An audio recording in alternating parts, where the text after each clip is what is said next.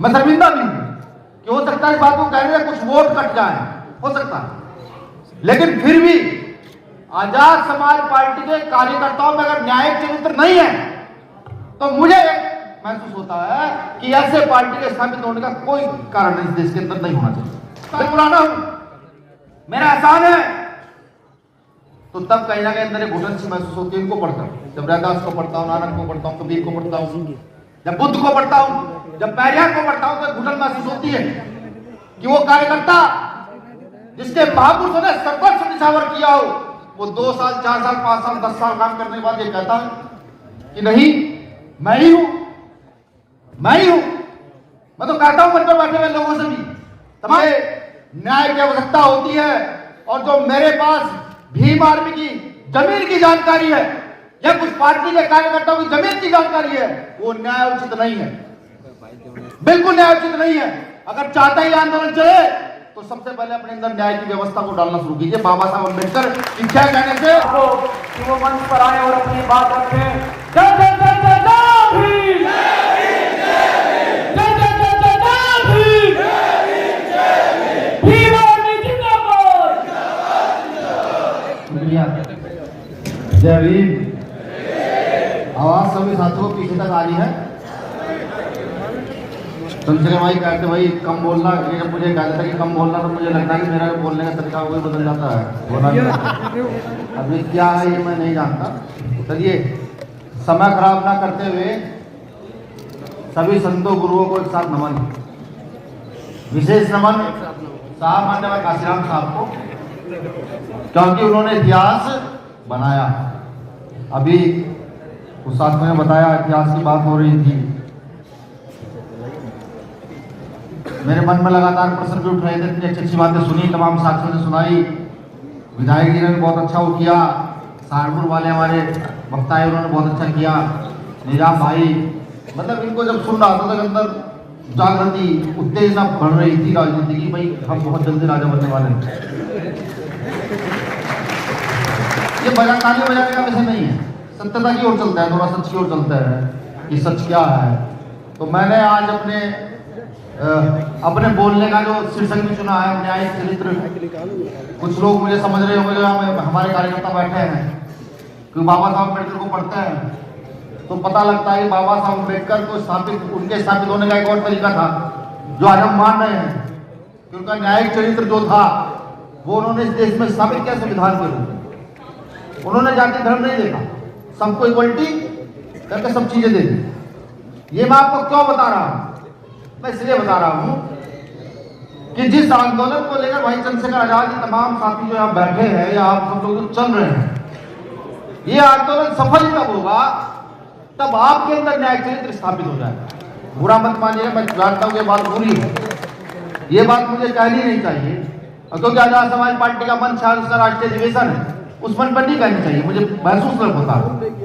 मैं शर्मिंदा भी हूं कि हो सकता है इस बात को कहने से कुछ वोट कट जाए, हो सकता है, लेकिन फिर भी आजाद समाज पार्टी के कार्यकर्ताओं में अगर न्यायिक चरित्र नहीं है तो मुझे महसूस होता है कि ऐसे पार्टी के स्थापित होने का कोई कारण इस देश के अंदर नहीं होना चाहिए, बिल्कुल नहीं होना चाहिए।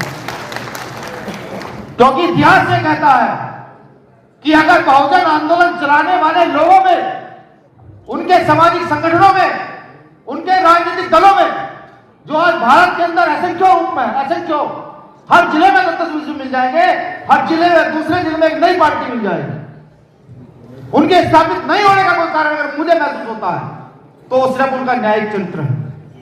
मैं भीम आर्मी के लोगों से भी कहना चाहता हूं कि आज जिनको हम पढ़ते हैं, ये देखिए कितने महापुरुष यहां लगे हुए हैं जिनको हम पढ़ते हैं,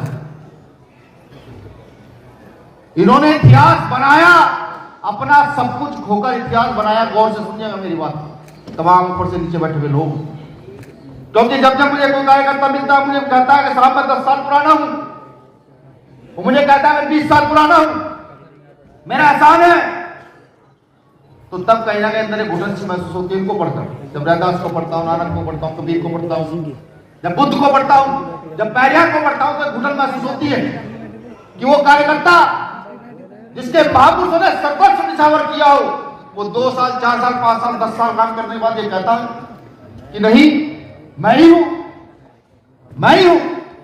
मैं तो कहता हूं मंच पर बैठे हुए लोगों से भी, तमाम साथियों से, खासतौर से अपनी कमेटी से, जिसको हम राष्ट्रीय कमेटी कहते हैं, मैंने फिर कहा मुझे नहीं कहना चाहिए, सच बुरी लग जाएगी।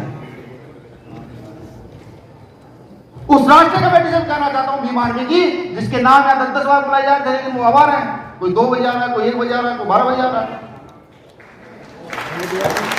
इसलिए कह रहा हूं कि अगर तुमने कार्यक्रम ऑर्गेनाइज किया, तुम इस कार्यक्रम का ऑर्गेनाइजर हो, जिसकी राष्ट्रीय कमेटी लेट आती है, उसका कार्यकर्ता कितनी लेट आएगा, सोचने का विषय। मैं यह भी जानता हूं, इस कार्यक्रम के बाद मुझे कहा जाएगा, बहुत सारे भीम आर्मी के पदाधिकारी कहेंगे कि सर हमें बोलने का मौका नहीं दिया, हमारा नाम नहीं आया। मुझे नहीं लगता जिसका नाम आया हो, सबके नाम लिए गए, सबके नाम लिए गए हैं और सबको कहा गया किसी भी व्यवस्था को स्थापित करने के लिए, किसी भी आंदोलन को चलाने के लिए न्याय की आवश्यकता होती है। और जो मेरे पास भीम आर्मी की जमीन की जानकारी है या कुछ पार्टी के कार्यकर्ताओं की जमीन की जानकारी है, वो न्याय उचित नहीं है, बिल्कुल न्याय उचित नहीं है। अगर चाहता ही आंदोलन चले तो सबसे पहले अपने अंदर न्याय की व्यवस्था को डालना शुरू कीजिए। बाबा साहब अम्बेडकर की जय कहने से और साथ काशीराम साहब की जयंती मनाने से वो आपके अंदर पैदा नहीं हुई। ये दर्द है मेरे अंदर का जो बाहर आ रहा है।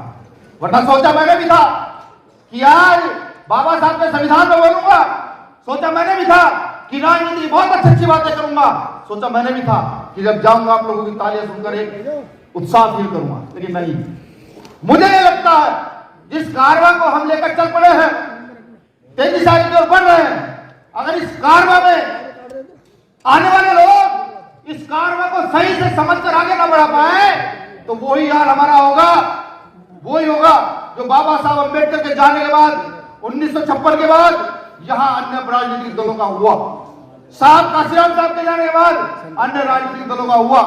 और मुझे लगता है तथागत बुद्ध को पढ़ के कि ऐसा नहीं होना चाहिए, ऐसा बिल्कुल नहीं होना। ये व्यवस्था जो पुनः खड़ी हुई है, आज प्रकृति ने चंद्रशेखर आजाद नाम के एक व्यक्ति को आपके अंदर न्याय स्थापित करने के लिए भेजा है।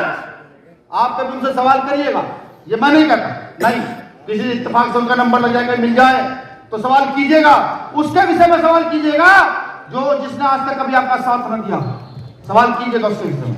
और मैं लिख कर देता हूं, मैं लिख कर देता हूं, आपको न्याय उचित जवाब मिलेगा।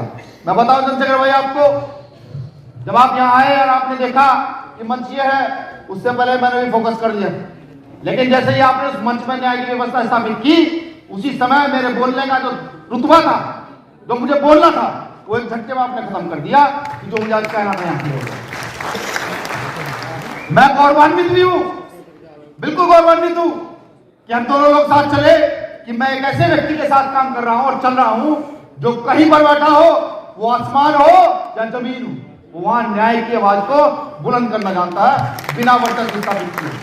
मैं गौरवान्वित आज, और मुझे महसूस होता है कि आप सबको भी यही करना भी चाहिए, बिल्कुल करना चाहिए, क्योंकि अगर ये नहीं कर पाएंगे तो मुझे ये महसूस होता कि जिस व्यवस्था को महापुरुषों ने चलाया, उस व्यवस्था को आगे नहीं बढ़ाया जाए।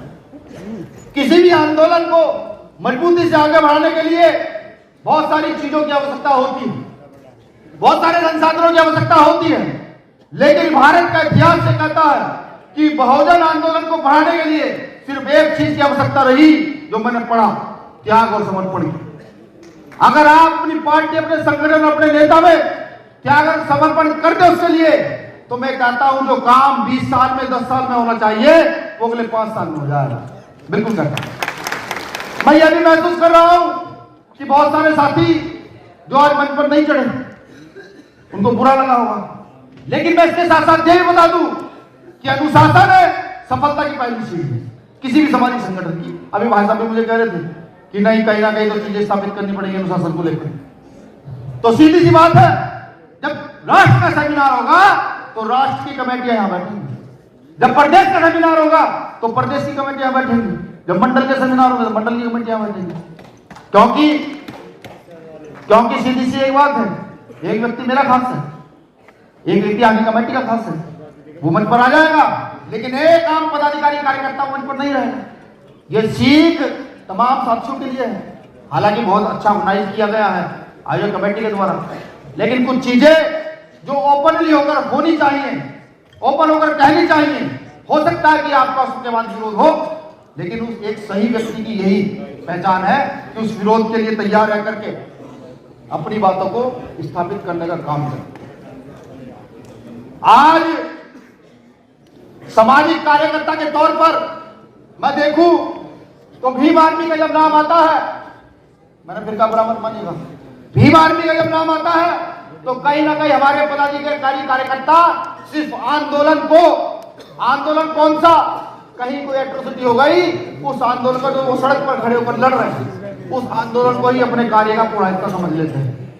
ऐसा नहीं है, वो आंदोलन का एक छोटा सा पार्ट है, जो चीजें स्थापित करनी है उसका एक छोटा सा पार्ट है, आपके दिखने का छोटा सा पार्ट है। अगर आंदोलन स्थापित करना चाहते हैं, ये समझते हैं कि हर व्यवस्था में आंदोलन स्थापित हो, तो मुझे लगता है कि लाठी डंडे गोलियां कोई हाथ से नहीं चलती, कई हजार साल से चली, बिल्कुल चल रही है।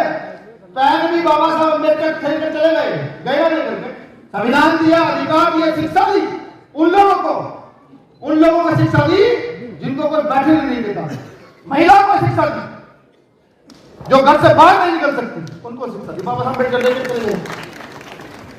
पैन ने दिया, ताकत दे दी, कहा लिखो पढ़ो, अपने अधिकार के प्रति जागरूक होकर लड़ो।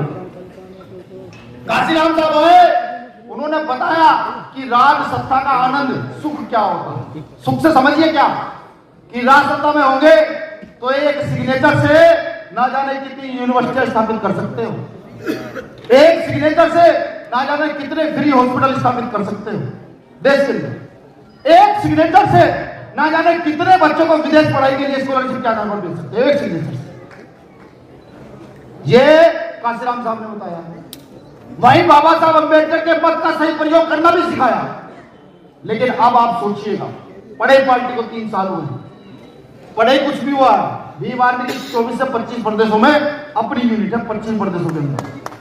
हाथाली मतलब रुक जाइए, माफी चाहूंगा, नहीं समय हुआ नहीं।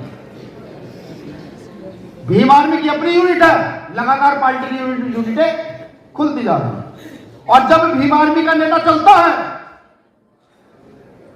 भीम आर्मी का नेता किसी को फोन नहीं करता, ऑटोमेटिकली समाज के लोग निकलते, एक के बाद 2, 2 के बाद 100, 100 के बाद 200, 200 के बाद 500 गाड़ियों के साथ साथ लोग चलते हैं।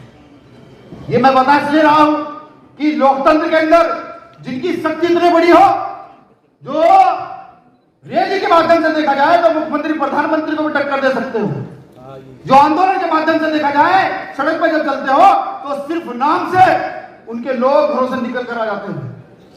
तो ऐसी क्या कमी है, इतना बड़ा जनाधार होते हुए, जिसको जोड़ते जोड़ते काशीराम साहब को 25-30 साल लगे, इतना बड़ा जनाधार होते हुए भी हम इन चीजों को उस चीज में कन्वर्ट क्यों नहीं कर पा रहे, जिसके साइन से हम यहाँ पर डिग्री कॉलेज, यहाँ पर हॉस्पिटल और ना जाने क्या क्या सुविधा पैदा कर सकते हैं। ये विचार कीजिए, ये विचार कीजिए। ये नेता की कमी नहीं होती, ये कमी किसी की होती है, क्योंकि पिछले अधिवेशन में मैंने कार्यकर्ताओं को बहुत सुने दिया, मैंने कहा था कार्यकर्ता लीड होता है, अभी भी कह रहा हूं लीड होता है। अगर आंदोलन पिछड़ता है, किसी भी आंदोलन को लीजिए, जो राम का भगवान कहते हैं, उनको ये समझ में नहीं आया कि एक व्यक्ति ने कहा जो राम को लाए थे हमको लाए, हम उनको लाएंगे। हम गुरु रैदास जी को मानते हैं, बुद्ध को मानते हैं, हम कभी नहीं कहते कि जो बुद्ध को लाए उनको लाएंगे, क्योंकि बुद्ध की नीति से तो हम लोग आए। मैं उनको बताना चाहता हूं, तो जय भारत को ग्रुप कितना होना चाहिए, उनको पता लगेगा। जय